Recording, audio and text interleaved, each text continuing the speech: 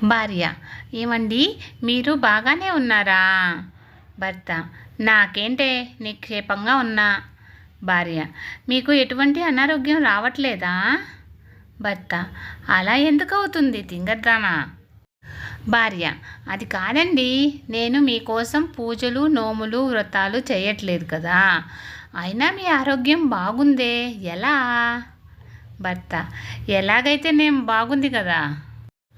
భార్య: అదేం కాదు, మీకోసం వేరే ఇంకెవరో పూజలు చేస్తున్నట్టున్నారండి. భార్య: అయ్యో నామతిమండ, వంట చేసి దాన్ని ఇన్స్టాగ్రాము, ఫేస్బుక్, వాట్సాప్లో పెట్టా కానీ మీకు పెట్టడం మర్చిపోయానండి.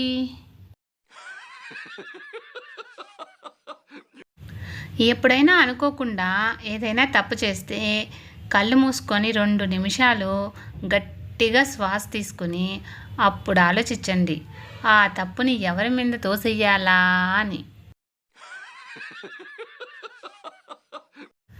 ఒక ప్రాణం విలువ బతికి ఉన్నప్పుడు తెలీదు, మరణించిన తర్వాతే తెలుస్తుంది. ఉదాహరణకి, బ్రతికున్న కోడి 150 రూపాయలు, ఒలిచిన కోడి 200 రూపాయలు, వండిన కోడి 400 రూపాయలు. పెళ్ళైన కొత్తల్లో నిన్ను మీ ఆయన థియేటర్ వద్ద వదిలేసి వచ్చాడంట కదా, ఏమైంది అని పంకజాన్ని అడిగింది ఎదురింటి లక్ష్మి. ఓ అదా, బలగం సినిమాకి వెళ్ళాము, ఏడ్చి ఏడ్చి నా మేకప్ అంతా కరిగిపోయింది. మా ఆయన నన్ను గుర్తుపట్టలేదు వదినా, అంతే అని చెప్పింది పంకజం. అర్ధరాత్రి కాడ నిద్రపోతున్న భర్త చెంప మీద లాగి ఒక్కటిచ్చింది భార్య. భర్త: ఏమైందే, ఎందుకు కొట్టావు అని కంగారుగా భయపడుతూ అడిగాడు. భార్య: నాకు ఒక కల వచ్చిందండి, అందులో మీరు ఎవరో అమ్మాయితో తిరుగుతున్నట్టు. భర్త: అది నీకొచ్చిన కలే, నీకు అలా కల వస్తే నేనేం చేసేదే?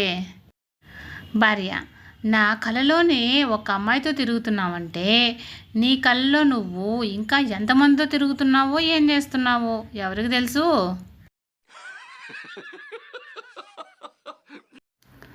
ఫ్రెండ్స్, ఇలాంటి మరిన్ని వీడియోస్ కోసం సన్ పాజిటివ్ థాట్స్ ఛానల్ను సబ్స్క్రైబ్ చేసుకొని సపోర్ట్ చేయండి. వీడియో నచ్చితే లైక్ చేసి షేర్ చేయండి.